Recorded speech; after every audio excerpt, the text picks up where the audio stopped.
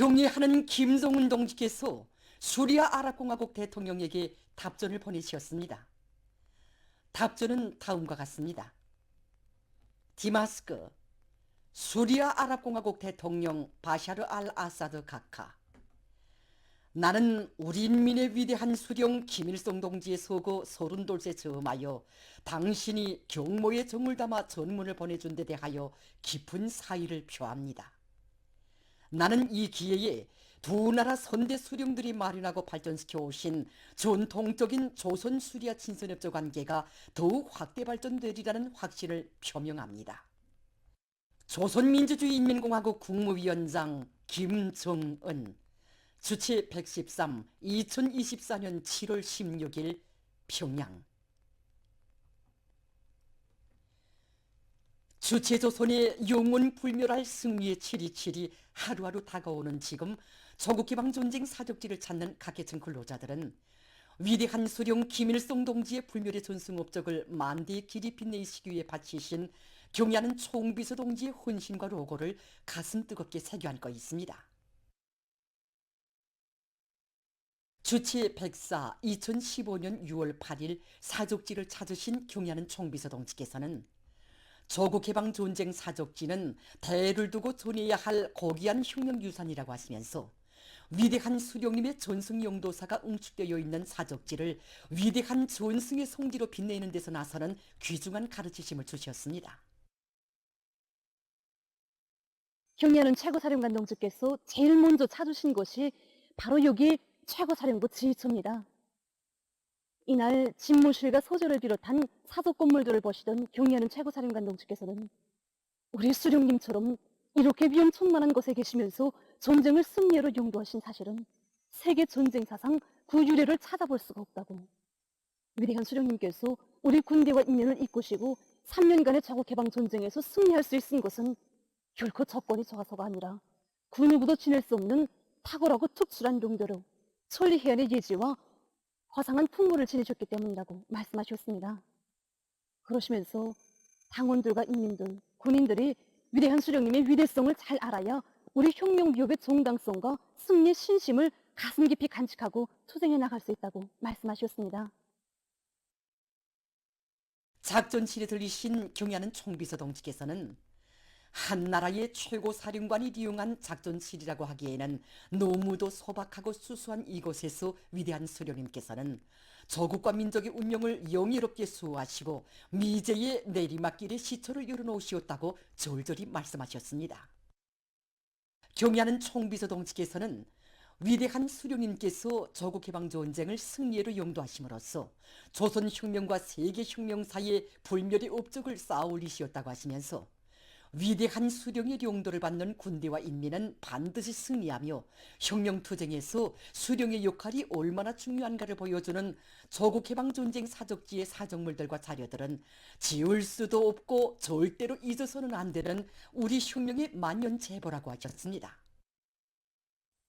이날 경의하는 최고사령관 동지께서는 조국개방전쟁 사적지는 위대한 수령님의 탁월한 전승용도 업적을 우리 인민들과 인민군 장병들에게 깊이 체득시키는 위대성 교양 장소이며 대를 두고 길이 전해가야 할 고귀한 혁명유산이라고 하셨습니다. 우리 인민들과 인민군 장병들의 가슴마다에 옥면 드넓지 않을 신념의 주추를 안겨주신 그날의 현지지도는 주체조선의 숭례 전통이 이 땅 위에 영원히 흐르도록 해주신 또 하나의 뜻깊은 계기였습니다. 경의하는 총비서 동지께서는 조국개방전쟁 사적지는 위대한 수령님의 전승 용도사가 응축된 전승의 성지라고 하시면서 사적지를 통한 참관 사업을 잘해서 우리 인민들과 군인들, 청년들이 어버이 수령님의 불멸의 전승 업적을 대류리오 견결히 옹호 고수하고 끝없이 빛내어 나가도록 해야 한다고 강조하셨습니다. 우리 조국개방전쟁 사족지를 더욱 훌륭히 꾸리도록 하시고 혁명사적물 연구 버전 대책도 빈틈없이 갖추도록 하신 경의하는 최고사령관 동지의 혁명한 용도에 위해서 오늘 우리 사족지는 혁명의 국보로 또 전승의 성지답게 더욱 훌륭히 꾸려지게 되었습니다. 오늘도 조국개방전쟁 사적지를 찾는 각계층 근로자들과 인민군 군인들은 위대한 수령님의 불멸의 전승 업적을 가슴 깊이 새겨안고 지리지리의 전통, 승리의 전통을 대로리어 빛내어갈 결의를 가다듬고 있습니다.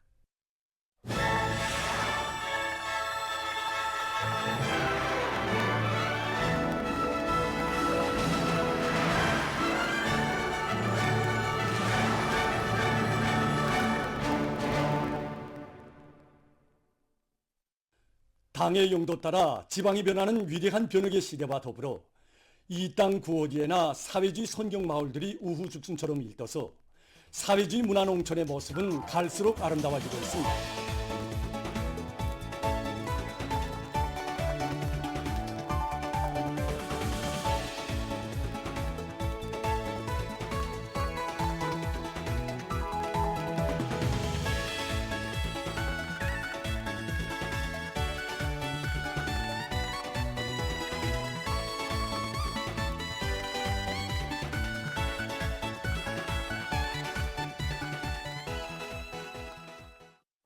우리 당의 웅대한 사회주의 농촌혁명 강령의 정당성과 생활력이 온 나라 방방곡곡에 자랑찬 실체로 솟아나고 있는 속에 대홍단군 농사동 농장과 삼장 농장에도 새집들의 기쁨이 넘쳐나고 있습니다. 농촌 고유의 특색을 뚜렷이 살리고 주민들의 생활상 편의를 보장할 수 있는 조건이 꾸준히 갖추어진 대홍단군 농사동 농장과 삼장 농장의 새 문화주택들은 혁명의 성지 인민들을 마음속 가장 가까운 곳에 두시고 보다 유족하고 훌륭한 생활 환경을 마련해 주시려 심혈과 로고를 바쳐가시는 경의하는 김종훈 동지의 뜨거운 운정을 전하고 있습니다. 양강도의 건설혁명의 전구에 불러준 당의 믿음과 기대에 보답할 의지를 안고 함경북도 당원대대의 건설자들은 공정별에 따르는 보여주기와 기술 전수배 등을 실속 있게 조직하고 선진적인 공법과 경험을 공유 일반화하면서 농사동 농장의 문화주택들을 지역적 특성에 맞게 훌륭히 일떠세웠습니다. 양강도당위원회 책임비서 리테일 동지, 관계부문, 건설에 기여한 단위 일꾼들과 건설자들, 해당 지역의 농업근로자들이 참가한 살림집 입사 모임에서는 살림집 이용 후가증이 참가자들의 열렬한 박수 속에 전달되고 결의 토론들이 있었습니다. 모임이 끝난 다음 노동당의 운동으로 새 문명 새 생활이 날로 꽃피는 마을들의 흥겨운 농악소리가 울려 퍼지고 춤판이 펼쳐졌습니다. 일꾼들과 건설자들이 새 보금자리를 받아 안고 행복에 겨워 있는 주민들을 축하해주며 기쁨을 함께 나누었습니다. 우리가 대흥달에 달려나 농촌 살림집에 철사업을 받을 때 부지 같은데 벌써 새집들을 맞이합니다.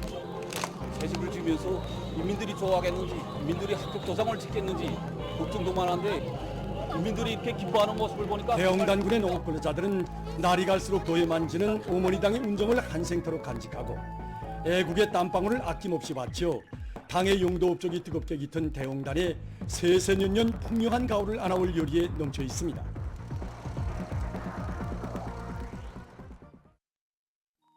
우리 당의 웅대한 농촌혁명 강령에 또 받들려 명간군 양천 농장에 인민의 리상천이 희한하게 일떠서 새집들이 경사를 맞이한 소식을 리철수 특파기자가 보내왔습니다.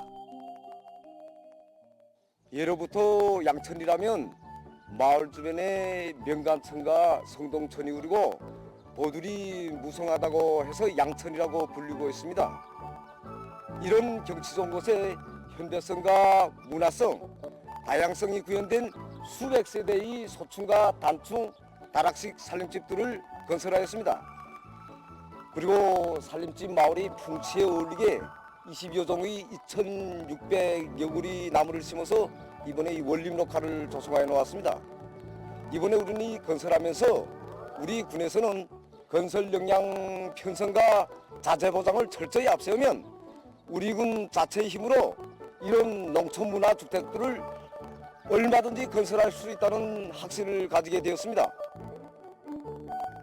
현대적인 농촌 문화주택으로 입사하는 근로자들의 환희와 감격으로 마을들이 흥성이는 가운데 축하 공연이 진행되고 일꾼들이 새 집의 주인들을 찾아 기쁨을 함께 나누었습니다.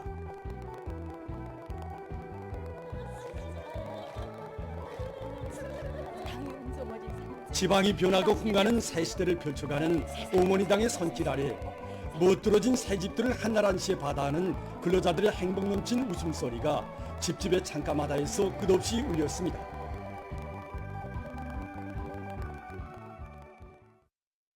라손 제약공장이 훌륭히 개건돼서 조업했습니다. 인민보건사업을 끊임없이 발전시켜 나가는 것을 공화국의 영원한 국책으로 내세우는 당의 숭고한 뜻에 또받들려 손봉구역의 현대적으로 일떠선 공장에는 고려약 생산장, 주사약 생산장, 실험 분석실, 문화선전실 등 의약품 생산과 종업원들의 문화정서 생활에 필요한 모든 조건이 충분히 구비되어 있습니다. 국제적 기준에 부합되는 생산 공정과 환경을 갖춘 또 하나의 의약품 생산 기지가 마련됨으로써 질 좋고 효능 높은 각종 의약품들을 더 많이 생산해서 인민들의 건강 증진에 적극 이바지할 수 있게 됐습니다. 조업식이 현지에서 진행됐습니다. 라손시당위원회 책임비서 신용철 동지, 시안의 당, 정권기관 일꾼들, 공장 종업원들이 여기에 참가했습니다. 조업식에서는 조업사가 있었습니다. 조업식이 끝난 다음 참가자들은 개건된 라손 제약공장을 돌아봤습니다. 각지의 농업부문 일꾼들과 근로자들이 폭우를 동반한 많은 비와 센바람에 의해 농작물들이 피해를 받지 않도록 하기 위해 총력을 집중하고 있습니다.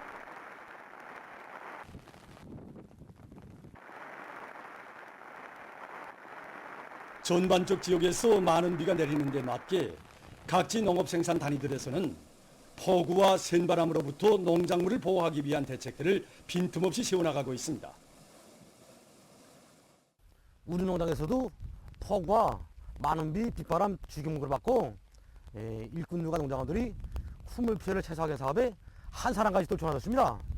16일 20시부터 비가 내리기 시작해가지고 17일 2시부터 4시 사이에 30mm 이상의 비교적 많은 비가 내렸습니다. 농장에서는 장마철 피해를 막기 위한 사업을 미리 전에 다 해놓았습니다. 하지만 여기 방심할 수 없습니다. 관리꾼들부터가 한개 분조치 맡아가지고 나가서 위험 개소들을 다 따져보면서 있을 수 있는 재해 현상들에 즉시적으로 대응할 수 있게 사업을 내밀고 있습니다. 많은 비가 내리는 경우에도 물이 고저 넘파되고 고열세 없이 쭉쭉 빠질 수 있게 물도랑 정리를 책임적으로 진행하고 있습니다. 사동구역 리온 남새농장에서도 폭우와 많은 비, 센바람에 의한 피해를 군역 줄이기 위한 사업을 책임적으로 진행해 나가고 있습니다. 농장에서는 피해를 받을 수 있는 위험 개소들을 빠짐없이 찾아 대책하는 한편 배수로를 비롯한 물길 정리 작업, 양수기와 전동기의 만가동 보장을 비롯해서 있을 수 있는 일기 조건에 능동적으로 대처하기 위한 사업을 긴장하게 내밀고 있습니다. 랑랑구역 농업경영위원회 일꾼들도 해당 농장 작업반들에 나가 불리한 기상 조건으로부터 농작물 피해를 최소화하기 위한 2중 3중의 대책을 철저히 세워나가고 있습니다. 또한 영양살균제 처리에 의한 예방구제 대책을 강하게 세워 농작물이 병충해를 입지 않도록 하면서 많은 비가 내리는 날씨 조건에 맞게 수패 방지 대책을 잘 세워 농작물 생육에 지장을 받지 않도록 하고 있습니다. 전승 세대들의 영적 위훈과 빛나는 삶은 우리 새 세대들의 귀감으로 되고 있습니다. 하지만 오늘 우리가 하자고 하는 이야기는 전승 세대의 빛나는 위훈만이 아니라 자기의 고향과 가정에 대한 끝없는 사랑, 그것을 빼앗으려는 원수들에 대한 불타는 증오에 대한 이야기입니다.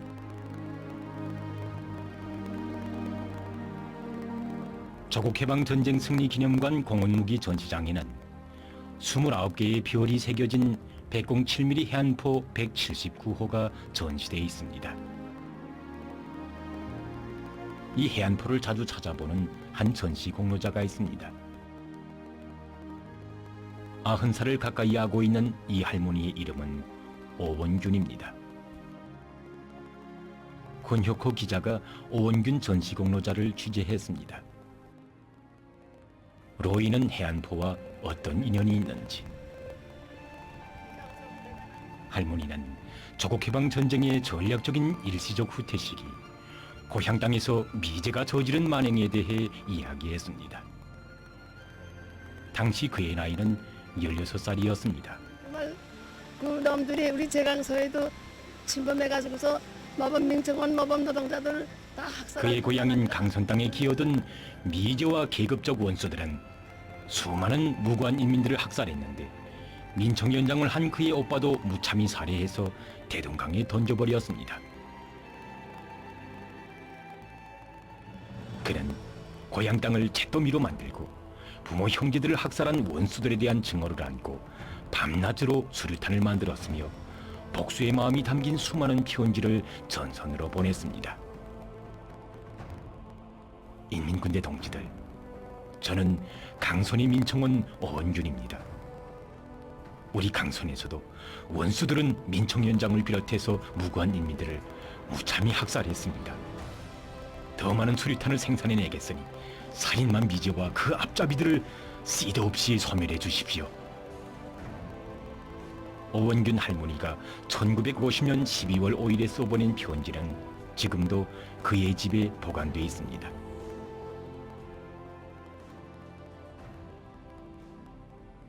그는 이런 편지를 수많이 보냈는데 당시 동해안의 호도반도에서 방어 임무를 수행하던 포병중대 지휘소대장 김영년 동지도 받아보게 되었습니다. 그런데 우연스럽게도 김영년 동지의 고향 역시 강선이었습니다. 그처럼 알고 싶었던 고향 소식이었지만 민청연장을 비롯한 수많은 사람들이 학살됐다는 소식에 피가 거꾸로 솟구쳐 올랐고 한편으로는 가족 친척들의 생사 여부가 무척 걱정스러웠습니다. 김영년 동지는 아직은 한 번도 본 적이 없지만 한 고향 강선 내기인 어원균 동지에게 자기 가족들에 대해 알아봐 줄 것을 편지로 부탁했습니다. 명년 동지의 부탁을 받아 알아보니까 윤당 통계나던 형님은 남들의 만행에 의해서 총살당하고 그는 피살됐습니다. 찢어지듯 가슴이 아팠지만 원수놈들이 김영년 동지의 일가식솔들에게 감행한 야수종 만행을 다 적어 보냈습니다.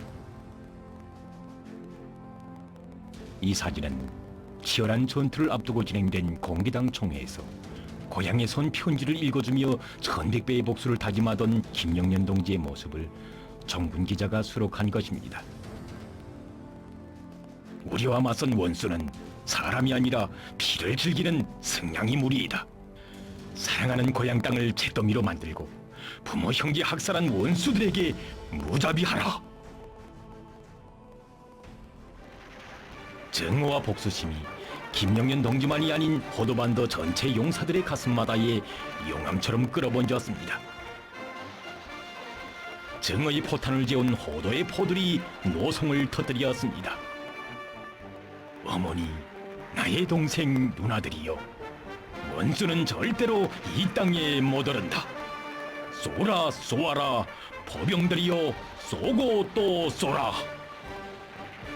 전시가요 해안포병의 노래는 동해안 방어 전투가 벌어졌던 이 시기에 창작되었습니다. 하늘에 닿은 증오와 복수심은 김영년 동지가 지휘하는 해안포 179호에 위훈의 표를 새겨주었으며 1952년 10월 포에는 민청호 칭호가 수여되었습니다. 전쟁 전기간 해안포 179호는 3척의 적 구축함을 수장시키고 26척의 중소 함선들을 까부셨으며 김영현 동지는 1952년 8월 25일 공화국 영웅 칭호를 수여받았습니다. 포신의 별들을 새길 때마다 그는 어원균 동지에게 편지를 썼습니다. 어원균 동무, 기뻐하오. 우리 포가 민청연장의 복수, 강선 사람들의 복수를 해주었어. 이 별들에는 어원균 동무의 마음, 우리 강선 사람들의 마음도 깃들어 있어. 수많은 편지들이 오고 갔지만 김영년 동지는 자기의 복수심을 폭발시킨 그 어원균이라는 강선 사람을 남자로 알고 있었습니다. 이름이 남자 이름이었으니 여성인 줄은 꿈에도 생각지 못했다고 합니다.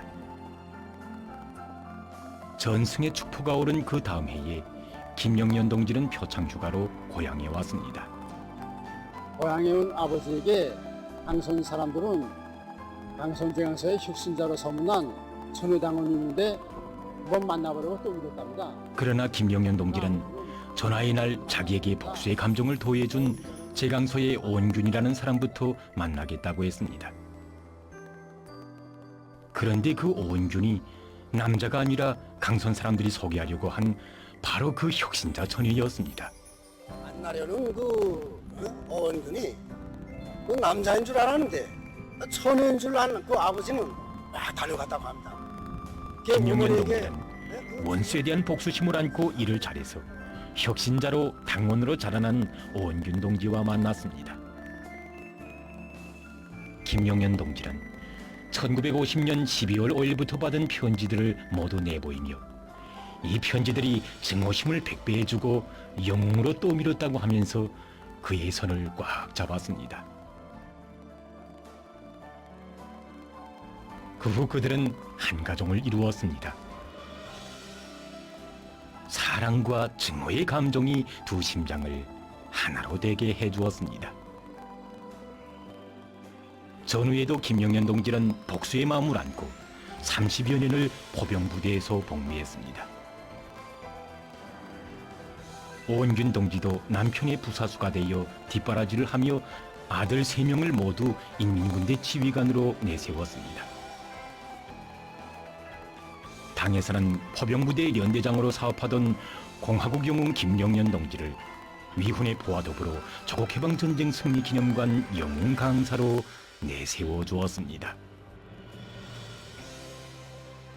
김영현 동지는 전우들의 복수의 마음이 별로 새겨진 이 해안포 앞에서 영웅들과 호도반도 전우들의 위훈에 대해서는 많은 이야기를 했지만 자기와 아내 사이에 오고 간 편지에 대해서 그리고 가정을 이루게 된 사연은 좀처럼 말하지 않았다고 합니다.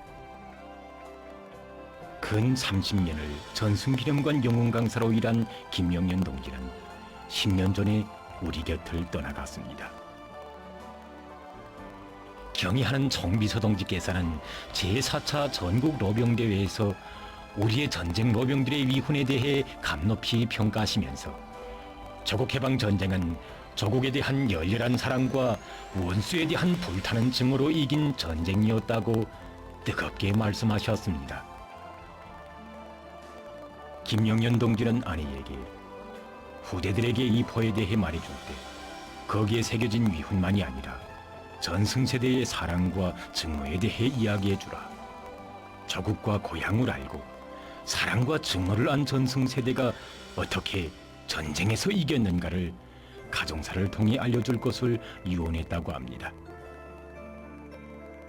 오늘도 전시공로자인 오은균 할머니는 남편의 유지를 지켜 민청호 해안포에 새겨진 전승세대의 넋을 새 세대들에게 새겨주고 있습니다.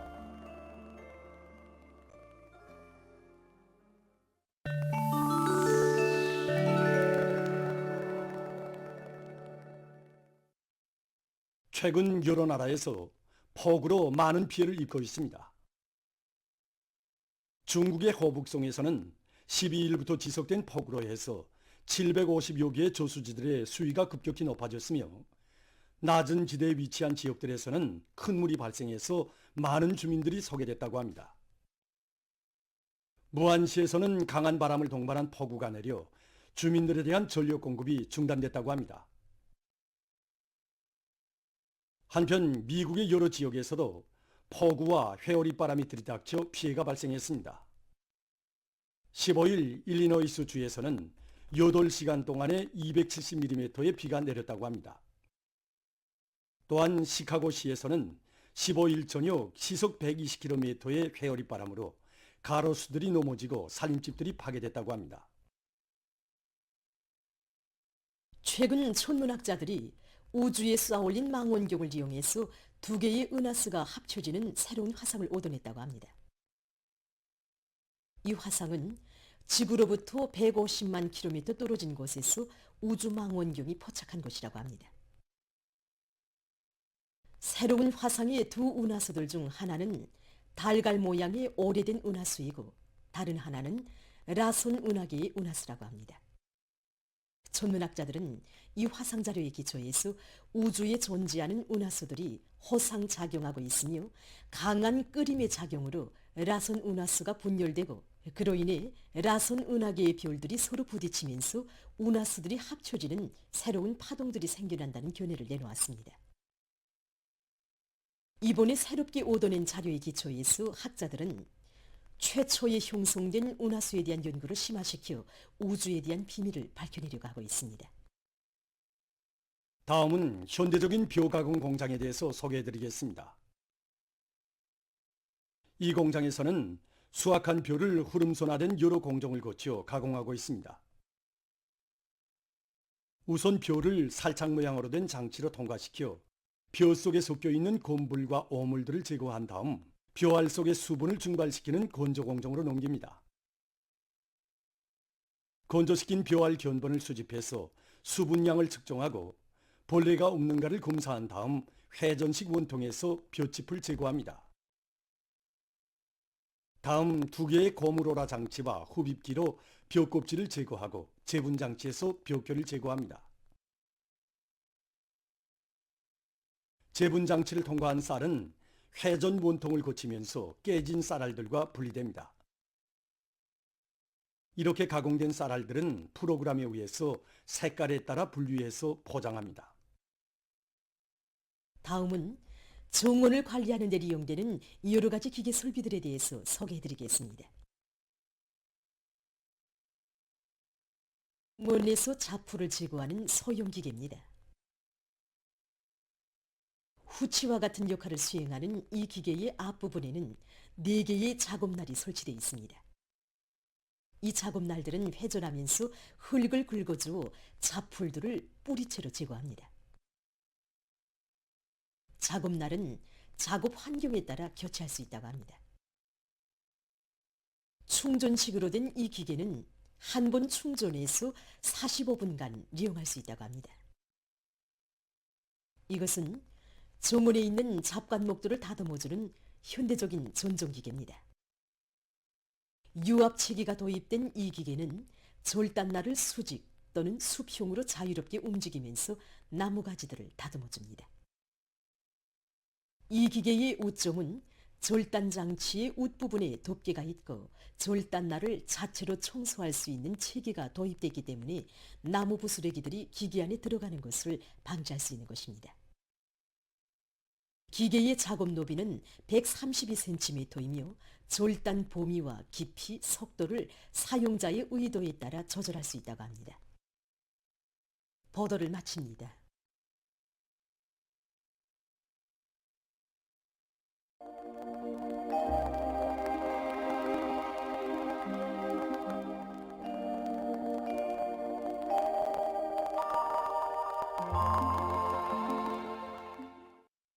안녕하십니까. 먼저 장마전선과 조기압거리 용량으로 지난 16일부터 오늘까지 비 내린 상태에 대해서 보겠습니다. 지난 16일 오후 2시부터 장마전선과 조기압거리 용량으로 해서 황해남북도 남부와 강원도, 개성시를 위주로 해서 전반적 지역에서 비와 소낙비가 내렸는데 전국 평균 강수량은 75mm 이상이었습니다.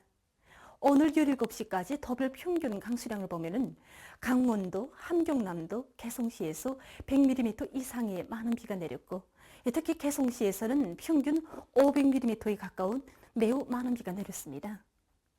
평안남북도와 황해남북도, 자강도, 강원도, 함경남도, 량강도의 일부 지역과 개성시에선 폭우를 동반한 많은 비가 내렸습니다. 앞으로 장마전선은 20일부터 다시 북쪽으로 이동하면서 23일까지 영향을 주겠는데 이 기간에 대부분 지역에서 비가 내릴 것으로 예견됩니다. 특히 20일에 개성시와 황해남도 남부 지역에서 한때 폭우가 내리고 22일과 23일 사이에는 평안남북도의 일부 지역에서 폭우를 동반한 많은 비가 내릴 것으로 보고 있습니다. 그리고 22일과 23일에 서해안의 일부 지역에서 초당 10m 이상의 센바람이 불 것으로 예견됩니다. 어제와 오늘 전반적 지역에서 비가 내린 상태에서 다시 비가 내릴 것이 예견되므로 인민경제 모든 부문에선 폭우와 많은 비, 센바람에 의한 피해가 없도록 철저한 대책을 세워야 할 것입니다. 오늘 평양의 낮 최고 기온은 30도로서 평년과 같았고 어제보다는 2도 높았습니다. 아침 최저 기온은 24도였습니다. 오늘 밤에 약한 저기압골의 영향으로 강원도의 여러 지역과 개성시에서 대체로 흐리고 그 밖의 지역은 고기압의 영향으로 주로 개겠습니다. 내일 약한 고기압과 저기압골의 영향으로 해서 평안북도 서부와 황해남북도 남부, 개성시에서 대체로 흐리고 북부 내륙의 일부 지역에서 한때 산발적으로 비가 내린 후 주로 개겠습니다. 그 밖의 지역은 주로 개겠습니다. 내일 새벽과 오전 사이에 내륙의 일부 지역에서 안개가 낄 것으로 보고 있습니다. 내일 아침 기온이 제일 낮아질 지방은 백두산으로서 8도 정도겠습니다. 낮 기온이 제일 높아질 지방은 함주 지방으로서 35도 정도로 예견됩니다. 그럼 지방별 날씨를 알려드리겠습니다. 평양시 남서풍이 1 내지 3m로 불고 주로 개겠으나 아침 한때 흐리겠습니다. 내일 아침 최저 기온은 23도, 내일 낮 최고 기온은 32도 정도로 예견됩니다. 백두산 미령, 남서풍이 1 내지 3m로 불고 주로 개겠으나 오전 한때 비가 내리겠습니다. 평성시, 남서풍이 1 내지 3m로 불고 주로 개겠으나 아침 한때 흐리겠습니다. 신의주시, 남서풍이 1 내지 3m로 불고 대체로 흐리겠습니다. 해주시, 남서풍이 1 내지 3m로 불고 대체로 흐리겠으나 오전과 오후 한때 개겠습니다. 사리원시, 남서풍이 1 내지 3m로 불고 주로 개겠으나 아침 한때 흐리겠습니다. 강계시, 남서풍이 1 내지 3m로 불고 개겠으나 오전과 오후 한때 흐리겠습니다. 원산시는 남서풍이 1 내지 3m로 불고 주로 개겠습니다. 함흥시, 남서풍이 1 내지 3m로 불고 주로 개겠습니다. 청진시, 남서풍이 1 내지 3m로 불고 개겠으나 새벽과 오전 한때 흐리겠습니다. 해산시, 남서풍이 1 내지 3m로 불고 개겠으나 오전과 오후 한때 흐리겠습니다. 개성시, 남서풍이 1 내지 3m로 불고 대체로 흐리겠으나 오전과 오후 한때 개겠습니다. 내일 조선동해에서는 남서풍이 비교적 강하게 불다가 약해지고 조선 서해에서는 남풍이 불겠습니다. 그리고 전반 해상에서 물결은 높지 않고 주로 개겠습니다. 모레 조선동해에서는 남서풍이, 조선 서해에서는 남동풍이 불고 물결은 전반 해상에서 높지 않겠습니다. 날씨를 알려드렸습니다.